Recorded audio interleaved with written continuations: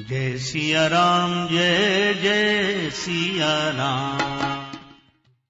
हम लोगों को काम काज से फुर्सत नहीं, हनुमान जी को राम काज से फुर्सत नहीं।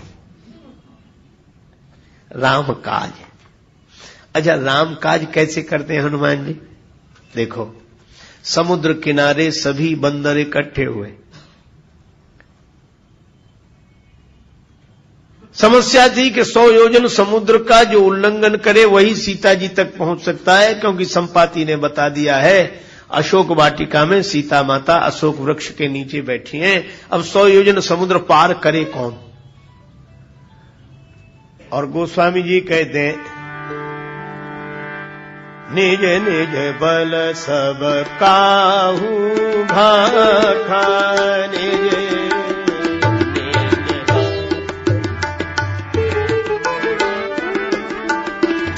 निज बल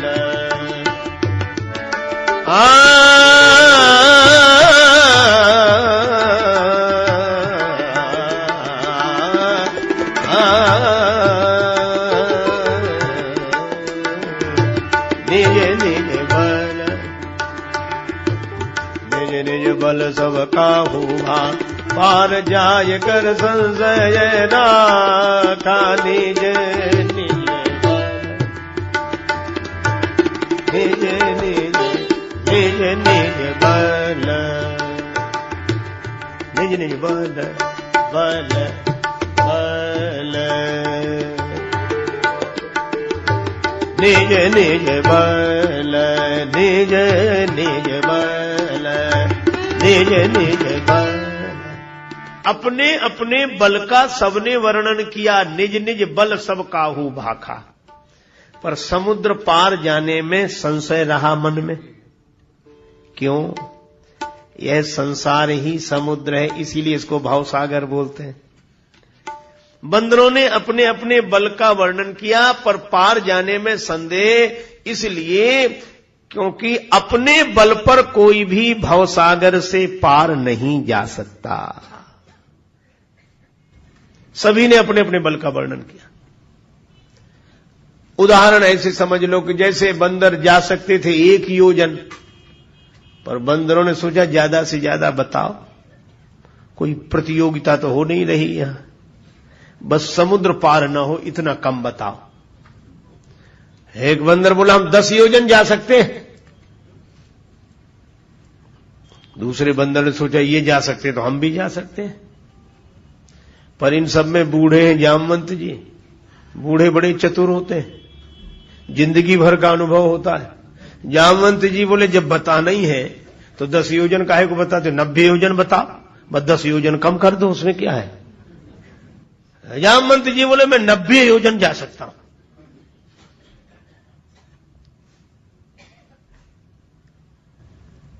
अब तब तक एक वीर को जोश आ गया। अंगद जी बोले मैं पार चला जाऊंगा। अंगद कहा ही जाऊं मैं पारा, मैं पार चला जाऊं। सभी ने कहा जय हो राम जी की जय हो, जय हो। काम बन गया, अंगद जी पार जा रहे हैं। अंगद जी बोले पूरी बात तो सुनो। क्या? बोले पार तो चला जाऊंगा, पर लौटकर आने में संशय, पता नहीं लौटे कि न लौटे। ऐसे को भेजने से क्या फायदा? ऐसे को भेजने से ही क्या फायदा? वे कहते हैं कि पता नहीं लौटे कि न लौटे। देखो, कुछ बंदर हैं जिनको जाने में संशय है, पार जाई कर संशय राखा। और अंगद जी ऐसे हैं जिन्हें आने में संशय है।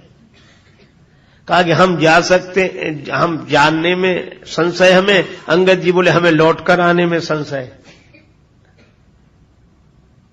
इसका अर्थ क्या हुआ कि कोई भी समर्थ नहीं हुआ अपने बल का वर्णन करके समुद्र पार जाने और आने में। पर यहां एक अजीब घटना घटी। सभी ने अपने अपने बल का वर्णन किया, पर हनुमान जी नहीं बोले। क्यों नहीं बोले? हनुमान जी से किसी ने कहा कि आप क्यों नहीं बोलते? हनुमान जी बोले जिसके पास अपना बल हो सो बोले, हमारे पास हमारा बल है ही नहीं। तो जामवंत जी ने सोचा कि इनको इनका बल याद दिलाएं।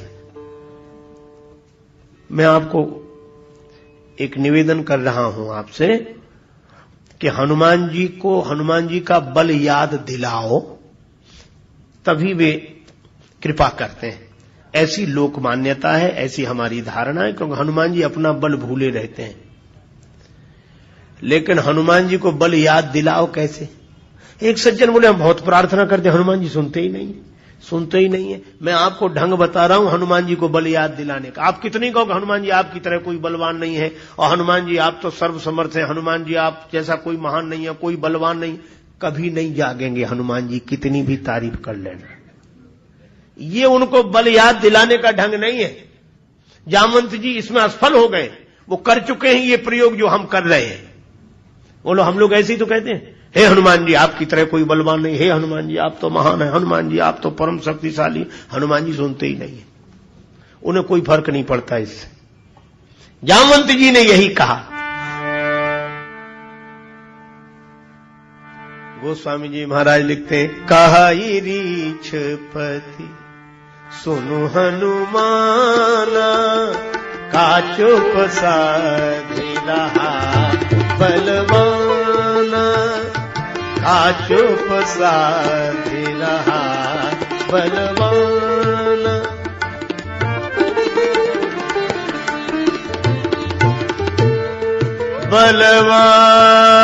बलवाना दे चुप साधि रहा बलवाना, का चुप साधि रहा बलवाना, का चुप साधि रहा बलवाना। जामवंत जी बोले बलवान, अरे परम बलवान हनुमान जी चुप होकर बैठे हो। हनुमान जी कुछ नहीं बोले। जामवंत जी ने कहा कोई फर्क नहीं पड़ा। तारीफ करने वाले देखते हैं कि फर्क पड़ा कि नहीं। हनुमान जी ने, जामवंत जी ने सोचा शायद कम तारीफ हुई है, तो अब दूसरी पंक्ति, पवन तनय बल पवन समाना, पवन तनय पवन तनय,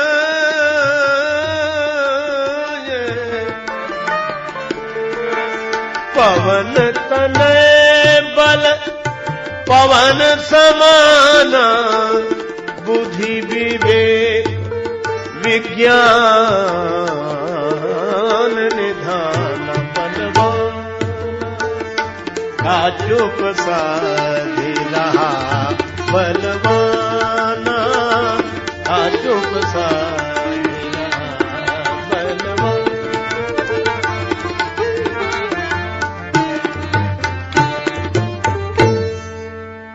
जामवंत जी बोले हनुमान जी तुम बलवान होकर चुपचाप बैठे हो। हनुमान जी में जब कोई अंतर नहीं आया तो जामवंत जी बोले अरे क्यों ना हो, पवन के पुत्र हो, अब पवन जैसे ही बलवान हो। तुम बुद्धि के, विवेक के, विज्ञान के भंडार हो। पवन तनय बल पवन समाना, बुद्धि विवेक विज्ञान निधाना। इतनी तारीफ की। प्रशंसा करने वाले यही तो कहते हैं, अरे आप तो बहुत महान हैं, वो इतने से। अरे आपकी परंपरा में भी ऐसे ऐसे लोग हुए, पर हनुमान जी में कोई फर्क नहीं पड़ा। जामवंत जी ने सोचा अब क्या करना चाहिए।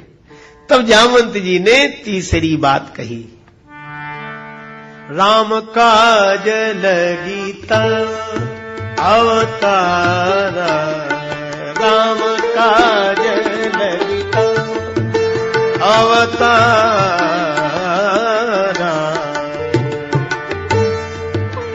तव अवतारा राम काज लगीता।